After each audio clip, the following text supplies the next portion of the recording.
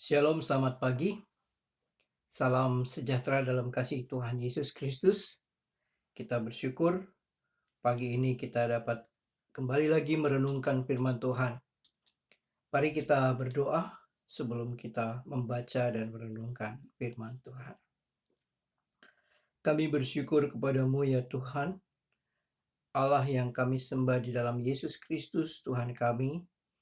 Kami sangat bersyukur masih ada kesempatan bagi kami untuk dapat membaca dan merenungkan firman-Mu.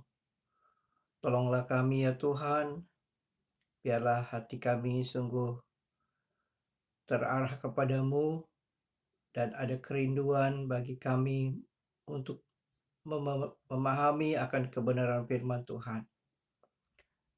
Kiranya Roh Kudus menolong kami, baik hamba-Mu yang menguraikan dan setiap jemaat akan turut bersama-sama membaca dan merenungkan firman-Mu Tuhan. Terima kasih dan biarlah hormat kemuliaan bagi nama-Mu saja. Di dalam nama Tuhan Yesus Kristus kami berdoa. Amin. Bapak Ibu, kita melanjutkan ucapan bahagia, khususnya bagian yang terakhir kita ayat yang ke-12, Matius pasal 5 ayat 12. Dan ini sebagai sesuatu yang sangat penting juga untuk kita selami tentang bagaimana Tuhan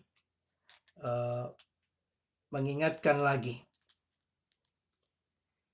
Kita akan memperhatikan Matius pasal 5 ayat 12. Bersukacita dan bergembiralah karena upahmu besar di sorga. Sebab demikianlah juga telah dianiaya nabi-nabi yang sebelum kamu. Upahmu besar di sorga. Kita sudah mendengarkan minggu lalu bagaimana orang yang berbahagia, yang diberkati adalah orang-orang yang juga dianiaya. Mereka yang dianiaya oleh sebab kebenaran. Mereka juga yang dicela, dianiaya, dan difitnahkan segala yang jahat. Nah, kita sungguh bersyukur bahwa melalui kebenaran ini ada satu hal juga yang perlu kita merenungkan, yaitu tentang upahmu besar di surga. Bersukacitalah dan bergembiralah karena upahmu besar di surga. Dan ini memang sangat berkaitan erat dengan konteksnya ayat 10 dan 11, yaitu orang yang dianiaya karena kebenaran. Bapak Ibu yang kekasih, bicara upah kita semua sudah tahu bagaimana upah itu diberikan bagi seorang pekerja, seorang buruh, apakah itu harian ataukah per jam, atau juga seorang yang bekerja untuk satu proyek atau mengerjakan satu hal yang diselesaikan sampai selesai baru dia mendapatkan upah. Dan setiap orang-orang yang bekerja tentu merindukan dan mengharapkan upah yang sepadan dengan jerih lelah mereka. Kita juga menyadari bahwa upah itu sebagai bagian yang memang sudah wajar dan menjadi penghargaan atau satu tanda bahwa hasil usaha yang dilakukan, pekerjaan yang dilakukan itu tidak sia-sia.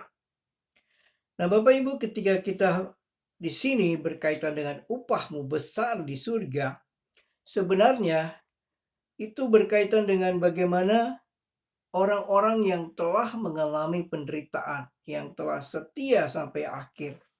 Dan ini sebenarnya di dalam Alkitab banyak sekali diungkapkan tentang adanya pahala, upah yang diberikan bagi orang-orang yang setia. Ketika Paulus juga mengajarkan kepada jemaat Kolose tentang bekerjalah seperti untuk Tuhan, dikatakan juga bahwa kita akan menerima bagian. Orang yang bekerja seperti untuk Tuhan akan menerima bagian sebagai upah. Dan menggambarkan bahwa upah itu dari Tuhan. Karena Tuhan adalah Tuhan kita. Jadi kita semua adalah hamba Kristus. Bagi para pekerja, orang-orang Kristen yang bekerja kepada satu bos atau kepada satu majikan, itu bekerjalah seperti untuk Tuhan. Nah, dalam bagian-bagian yang lain tentang lukisan tentang upah ini banyak sekali referensi-referensi dikatakan upah itu digambarkan seperti dipermuliakan bersama Kristus, juga memerintah bersama Kristus atau mahkota kebenaran dalam 2 Timotius pasal 4 ayat 8, mahkota kemuliaan, mahkota kehidupan, mahkota yang abadi. Nah, kemudian juga diingatkan bahwa gambaran tentang upah ini sebenarnya adalah bagian yang terkait dengan apa yang menjadi pelayanan dan aktivitas yang berkaitan dengan kehidupan seorang yang sudah percaya kepada Tuhan. Saya ingin mengajak kita membandingkan beberapa referensi berbicara tentang upah. Mari kita melihat pertama dalam Lukas pasal yang ke-6 ayat 35. Lukas pasal 6 ayat 35. Baik, saya bacakan Lukas pasal 6. Di sini ada kaitannya dengan mengasihi musuh. Saya bacakan. Tetapi kamu kasihilah musuhmu, berbuatlah baik kepada mereka, dan pinjamkan dengan tidak mengharapkan balasan. Maka upahmu akan besar, dan kamu akan menjadi anak-anak Allah yang maha tinggi. Sebab ia baik terhadap orang-orang yang tidak tahu berterima kasih, dan terhadap orang-orang jahat. Ya, kita sudah singgung ini pada waktu bicara tentang bahagialah orang yang murah hati. Tapi di sini menarik sekali, upah yang besar itu juga menjadi bagian ketika kita mengasihi musuh, kita berbuat sesuatu yang baik kepada orang-orang yang berbuat jahat terhadap kita. Nah, ini juga berkaitan dengan apa yang terjadi ya. Orang yang dianiaya, dicela, difitnah karena kebenaran, karena melakukan kehendak Tuhan. Bahkan sampai hal-hal yang paling buruk sekalipun dialami. Tetapi itu menggambarkan ada upah dari apa yang dilakukan. Upah yang besar. Kemudian satu lagi kita bandingkan ini dengan Ibrani pasal 10. Ibrani pasal 10. Ibrani pasal 10 ayat yang ke-33 sampai 36. Ibrani pasal 10 ayat 33 sampai 36. Saya bacakan. Kita dari ayat 32. Ingatlah akan masa yang lalu sesudah kamu menerima terang, kamu banyak menderita oleh karena kamu bertahan dalam perjuangan yang berat.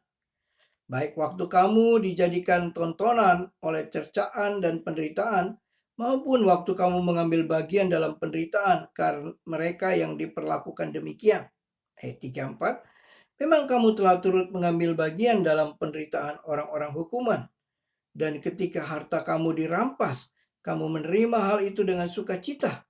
Sebab kamu tahu bahwa kamu memiliki harta yang lebih baik dan yang lebih menetap sifatnya. Ayat 35, sebab itu jangan kamu melepaskan kepercayaanmu, karena besar upah yang menantinya. Sebab kamu memerlukan ketekunan, supaya sesudah kamu melakukan kehendak Allah, kamu memperoleh apa yang dijanjikan itu. Jadi, jangan melepas kepercayaanmu, besar upah. Yang menarik di sini memang penderitaan berkaitan dengan iman kita itu sesuatu yang menjadi bagian yang memang konsekuensi daripada mengikut Yesus ya. Pikulah salib. Ketika kita sama-sama meyakini bagian ini, kita berkomitmen untuk mengikut Kristus, dan pada yang lalu kita memiliki persekutuan dalam penderitaan dengan Kristus, menjadi bagian yang terus hidup dalam kehidupan kita sehari-hari, itu juga menjadi bagian. Mungkin ada hal-hal yang terjadi seperti karena iman kita diejek, karena iman kita kemudian kita dicela, karena kepercayaan kita kepada Tuhan kita dikucilkan atau kita dianiaya.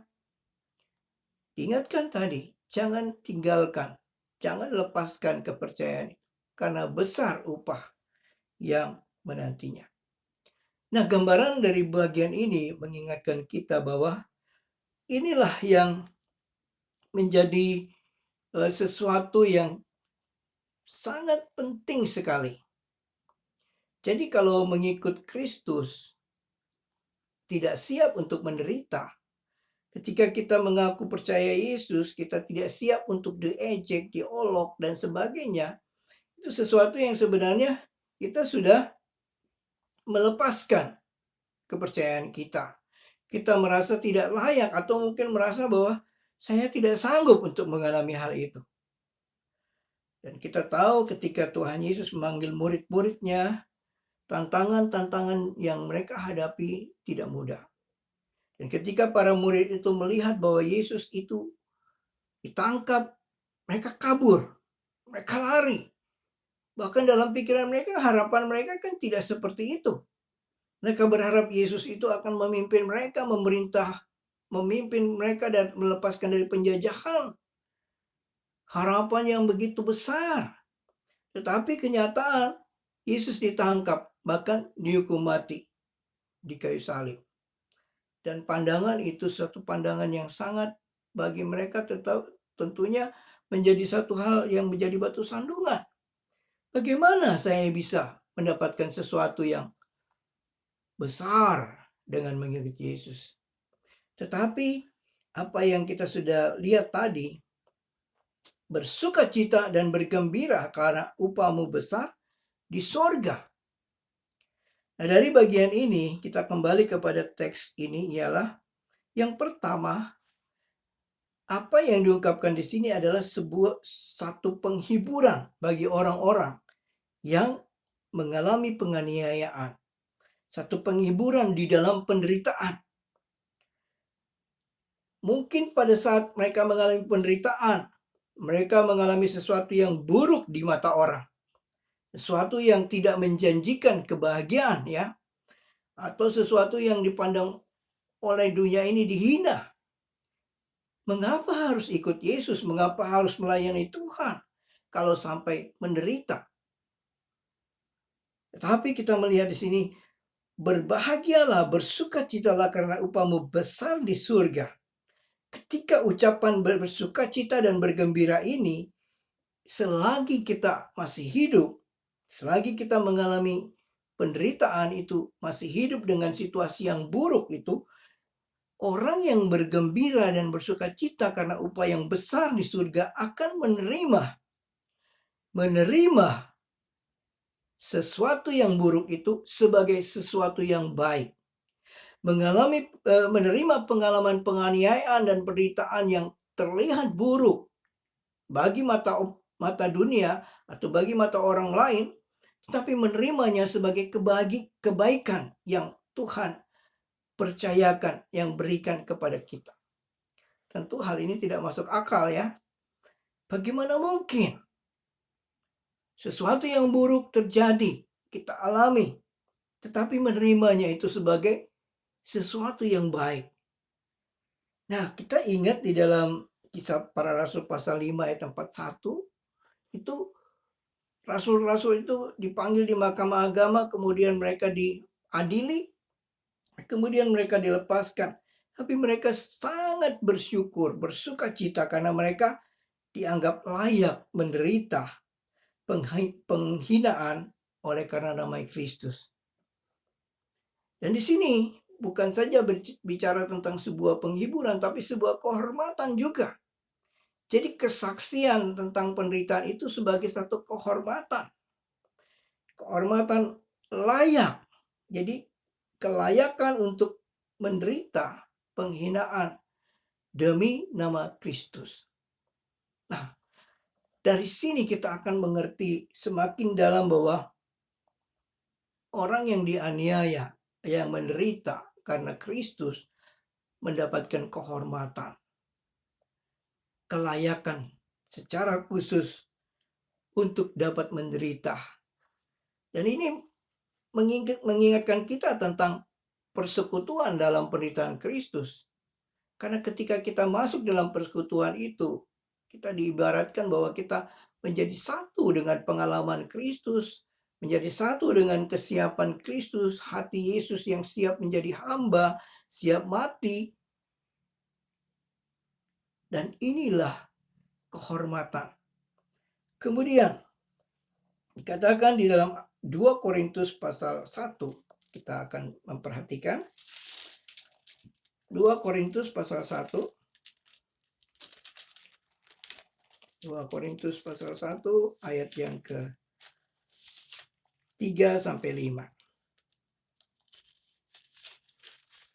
2 Korintus pasal 1 ayat 3 sampai 5. Terpujilah Allah Bapa Tuhan kita Yesus Kristus, Bapa yang penuh belas kasihan dan Allah sumber segala penghiburan, yang menghibur kami dalam segala penderitaan kami, sehingga kami sanggup menghibur mereka yang berada dalam bermacam-macam penderitaan dengan penghiburan yang kami terima sendiri dari Allah. Sebab sama seperti kami mendapat bagian yang berlimpah-limpah dalam kesengsaraan Kristus, demikian pula oleh Kristus kami menerima penghiburan berlimpah-limpah. Luar biasa. Dan apa yang ditulis di sini oleh Rasul Paulus mengingatkan bahwa Allah ya sumber segala penghiburan. Jadi ketika seorang mengalami ini menjadi kesempatan atau menjadi berkat untuk dapat mengalami bagian kesengsaraan Kristus. Nah, ketika kita dalam bagian-bagian ini memang menjadi penghiburan. Kesengsaraan Kristus yang berlimpah dan juga penghiburan yang berlimpah. Jadi keterkaitan ini menjadi sesuatu kekuatan bagi kita dalam iman kita. Ketika kita percaya Kristus, harapan-harapan tentang hidupan kekal itu sudah dibuka bagi kita. Ya, kita mendapatkan keberanian untuk menghadap tahta kasih karunia Allah. Kita dapat berjumpa dengan Allah secara pribadi dalam persekutuan. Sekaligus juga di satu sisi kita mendapat satu pengalaman yang semakin berlimpah dalam kesengsaraan Kristus. Pengalaman dengan Kristus dalam penderitaan setiap hari itu menjadi penghiburan juga setiap hari dalam kehidupan kita. Bapak Ibu yang kekasih, kita banyak mungkin melihat dari kesaksian-kesaksian orang-orang yang mengalami penderitaan. Bahkan ketika mereka mengalami penderitaan itu kelihatannya buruk sekali dan menjadi penghinaan. Tetapi mereka justru bersyukur dan bersukacita, mereka mendapat kesempatan untuk mengalami apa yang berlimpah dari kesengsaraan Kristus. Kita masuk dalam pengalaman ini, tidak semua orang siap. Tapi ketika kita mau mengikut Kristus, seperti kita diingatkan bahwa setiap orang yang mau mengikut Kristus, ya siap memikul salib, menyangkal diri, dan mengikuti jejak-jejak Kristus. Kehidupan Kristus sedikit demi sedikit akan nampak di dalam kehidupannya.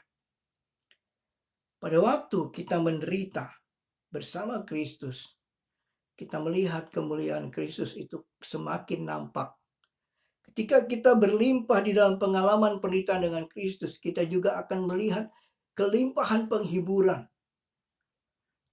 Bahkan ketika Kristus itu nyata dimuliakan dalam tubuh kita, baik oleh hidup maupun mati kita, tidak saja dimuliakan dalam tubuh kita, tetapi juga dimuliakan bagi kesaksian bagi orang-orang yang melihat kita. Kita selalu diingatkan bahwa darah para martir itu menjadi kesaksian yang hidup. Dan inilah yang pertama. Pada bagian ini, bersukacita dan bergembira karena upahmu besar di surga itu menjadi penghiburan.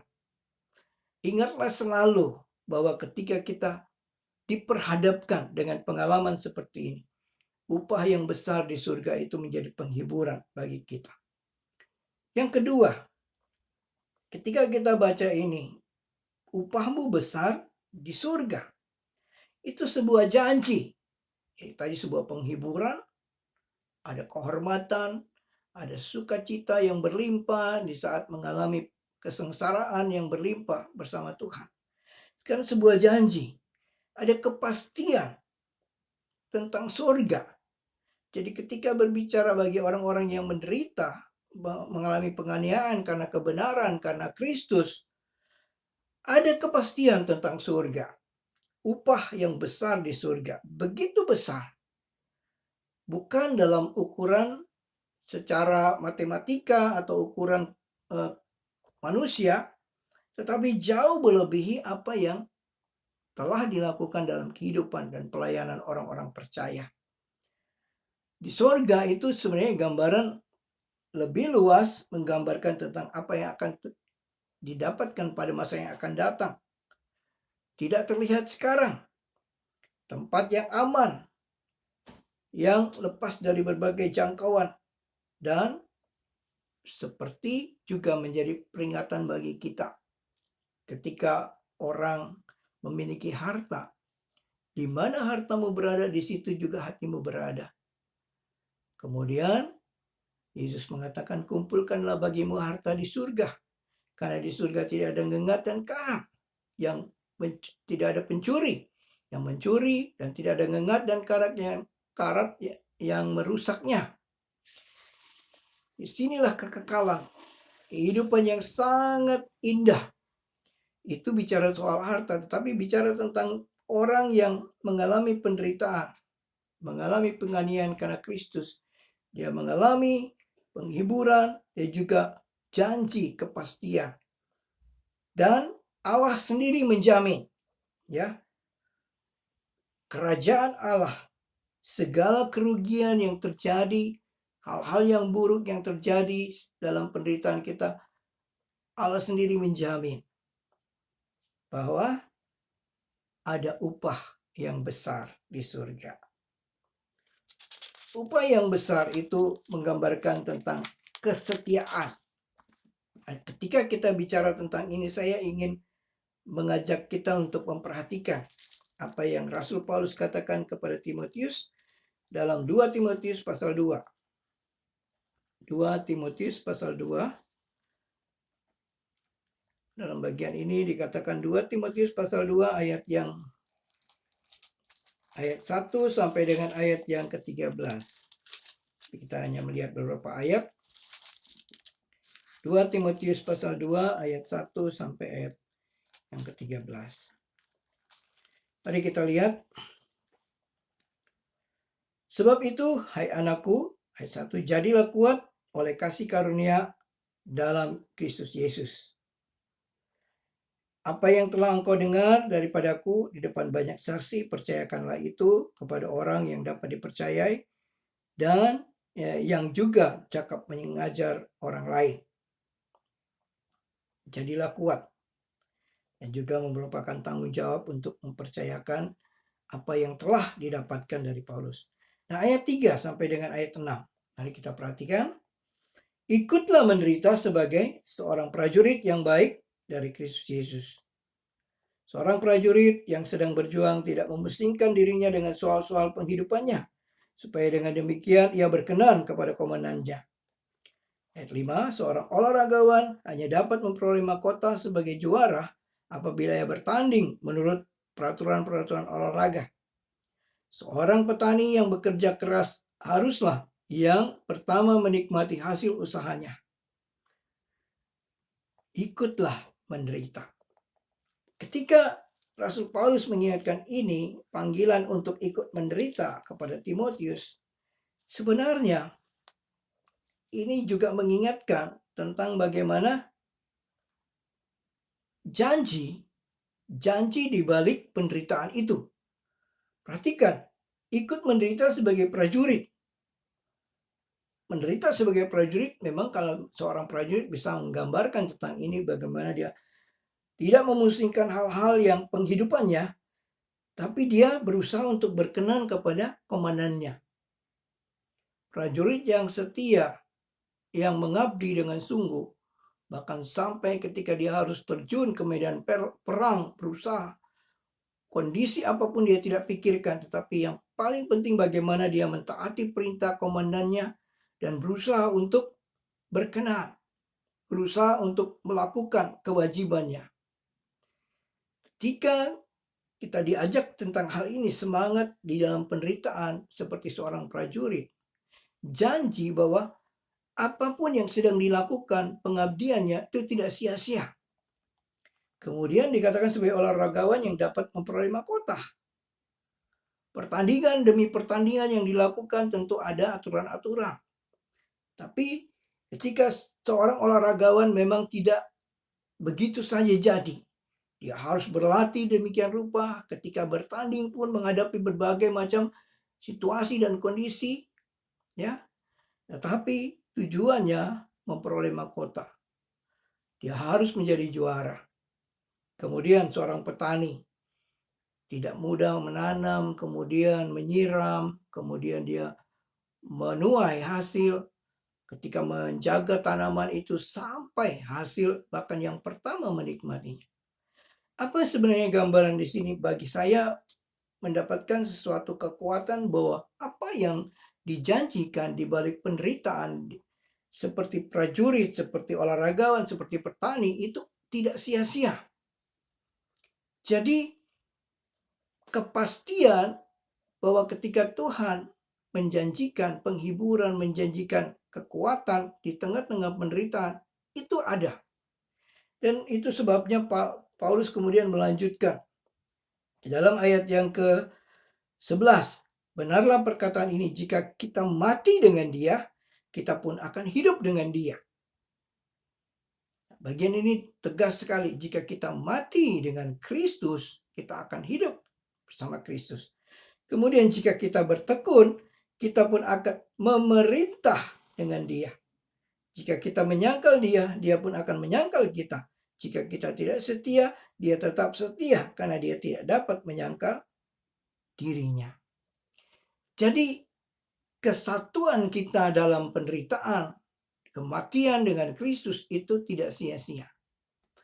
Nah, semangat ini dalam ikut menderita, kita harus pegang teguh karena ada janji yang pasti yang Tuhan sudah nyatakan melalui kebenaran firman Tuhan. Paulus dengan sabar, ya dikatakan aku dengan sabar menderita untuk memberitakan Injil. Demi berita Injil itu Paulus sabar menderita. Dan dia bertekun karena keyakinannya yang luar biasa itu bahwa dia akan ikut memerintah bersama dengan Kristus. Bapak Ibu, berdasarkan bagian ini, orang-orang yang mau mengikut Yesus dan percaya Kristus harus bertekun. Karena janjinya pasti. Upahmu yang besar di surga itu sebuah kepastian. Dan janji itu tidak sia-sia. Ketika seorang siap menderita, begitu banyak darah yang sudah mengalir karena tercurah karena pengorbanan mereka ketika mereka melayani Tuhan.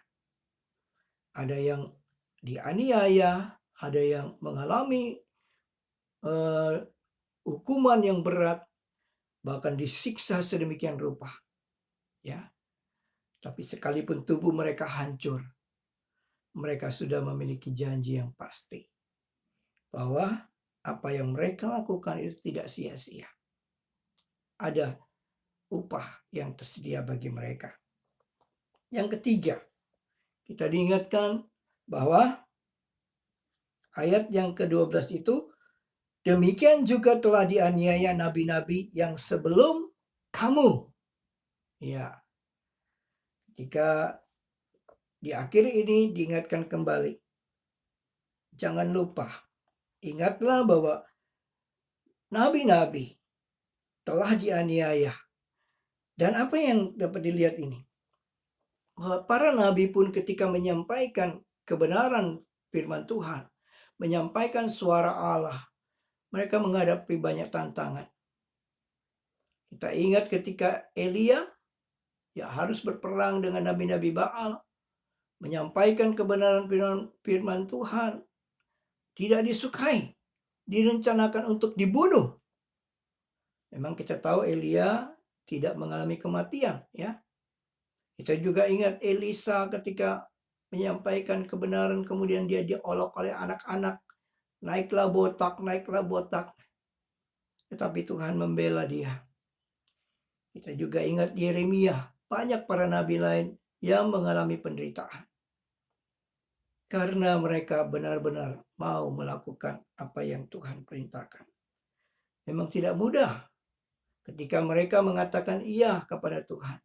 Mereka harus siap menghadapi berbagai tantangan. Dan kemudian para nabi dan para hakim juga diingatkan bahwa ada hal-hal yang mereka hadapi. Di akhir ini saya ingin mengambil satu bagian ya, di dalam Ibrani juga para pahlawan iman juga dijabarkan sedemikian rupa. Jadi mulai dari bapak orang beriman sampai kepada para nabi. Mereka mengalami semua itu. Mereka tidak pernah melihat apa yang terjadi di depan. Tetapi mereka dengan tekun. Mereka bertekun di dalam perintah-perintah Tuhan. Mereka bertekun di dalam iman mereka. Karena mereka belum mengalami, tetapi mereka sudah meyakini dengan pasti apa yang sedang Tuhan janjikan. Saya ingin mengakhiri dengan apa yang Rasul Paulus sendiri katakan kepada Timotius lagi di dalam 2 Timotius pasal 4. 2 Timotius pasal 4.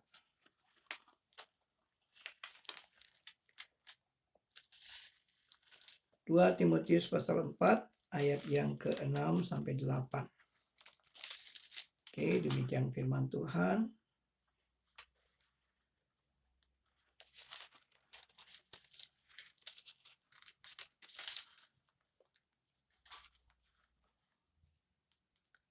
Ya, maaf agak ini. 2 Timotius pasal 4.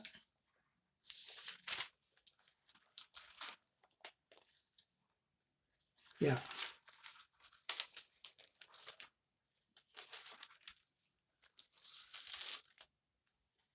Oke.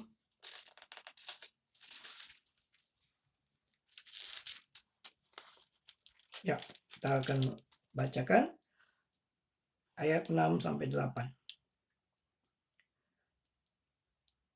Mengenai diriku, darahku sudah mulai dicurahkan sebagai persembahan, dan saat kematianku sudah dekat. Apa yang dialami Paulus ini, Paulus mengatakan ini sebagai persembahan. Saat kematiannya sudah dekat. Penderitaan, berbagai situasi yang dialami Paulus tidak membuatnya goyah. Tapi di akhir hidupnya dia mengatakan ini sebuah persembahan. Kemudian ayat 7. Aku telah mengakhiri pertandingan yang baik. Jadi pertandingan iman, perlombaan iman, ataupun yang dikatakan dengan bagaimana dia berjuang bagaikan seorang atlet yang tidak sembarangan memukul. Dia berusaha dengan tujuan yang jelas, seperti yang Tuhan kehendaki. Dia bertanding, pertandingan yang baik telah mencapai garis akhir. Dan memelihara iman. Apa yang dikatakan Paulus kemudian ayat 8? Sekarang telah tersedia bagiku mahkota kebenaran yang akan dikaruniakan kepadaku oleh Tuhan, Hakim yang adil, pada harinya, tetapi bukan hanya kepadaku, melainkan juga kepada semua orang yang merindukan kedatangannya. Telah tersedia bagiku. Dalam keadaannya saat itu, dia meyakini, dia percaya bahwa telah tersedia mahkota kebenaran yang dikaruniakan Tuhan. Dikatakan bahwa pada harinya, hakim yang adil itu pada harinya, bukan hanya untuk Paulus saja, tapi bagi semua orang yang setia, yang merindukan kedatangan Yesus Kristus. Jadi, ketika kita sama-sama merenungkan bagian ini, bersukacitalah dan bergembiralah karena upahmu besar di surga. Teladan para nabi, ikutilah. Yang pertama, biarlah ini menjadi penghiburan bagi kita. Mereka yang sudah mendahului kita mengalami penderitaan dan penganiayaan, kita terus bersyukur dalam arti di mana kita merasakan penghiburan yang begitu besar. Karena kesaksian yang indah dari pengalaman kita bersama Kristus. Kehormatan juga menjadi bagian di mana kita layak untuk menjadi bersekutu dalam penderitaan bersama Kristus. Karena persekutuan yang indah, yang berlimpah dalam penderitaan Kristus menjadi penghiburan yang berlimpah juga. Ingatkah kita dalam 1 Korintus 13 ayat 3. Sekalipun aku memberikan tubuhku untuk dibakar, kalau aku tidak mempunyai kasih, semuanya tidak ada berguna. Kosong. Yang penting di sini ialah ketika kita mau mengalami penderitaan bersama Kristus, biarlah kasih kita makin melimpah.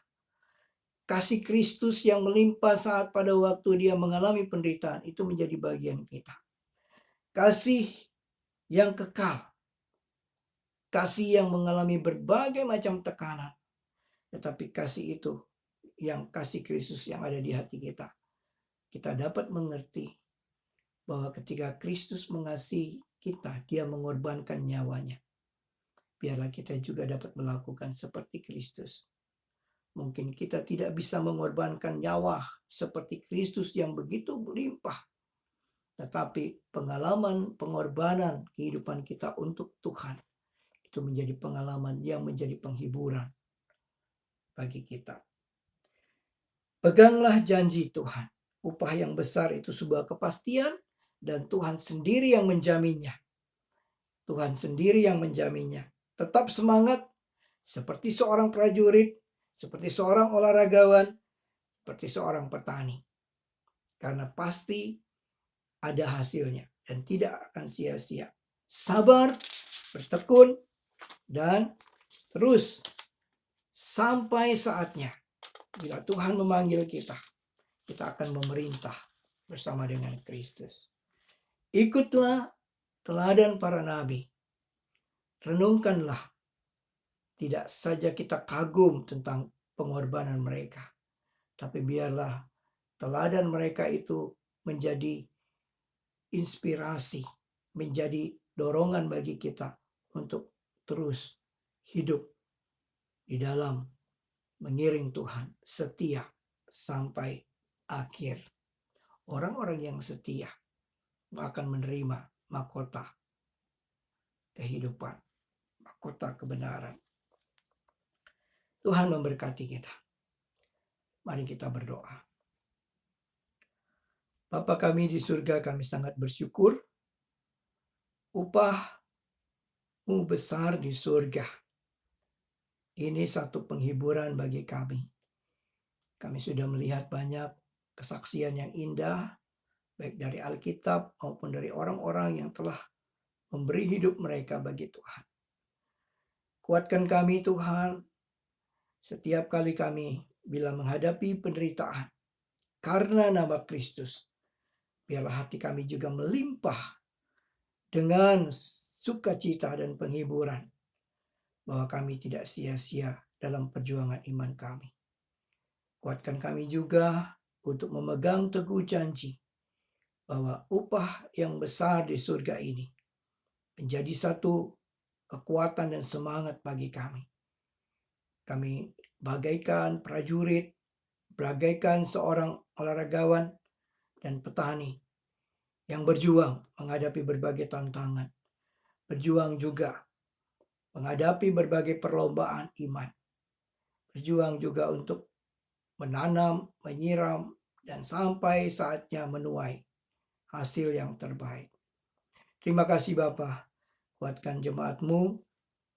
Sekarang situasi yang dihadapi mungkin belum seberat apa yang kami lihat bagi para nabi. Tetapi kami belajar untuk kami siap menghadapi dengan bersukacita, bergembira, dan memandang kepada upah yang besar Dan itu menjadi satu kerinduan bagi kami ya Tuhan.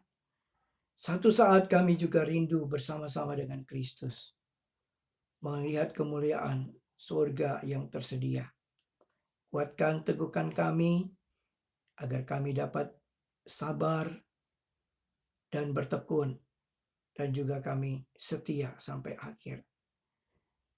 Saat-saat sekarang ini kami sedang menghadapi berbagai ujian dan juga cobaan yang akan kami buktikan. Apakah kami sebagai anak-anak Tuhan, sebagai murid Kristus yang setia. Terima kasih Bapa.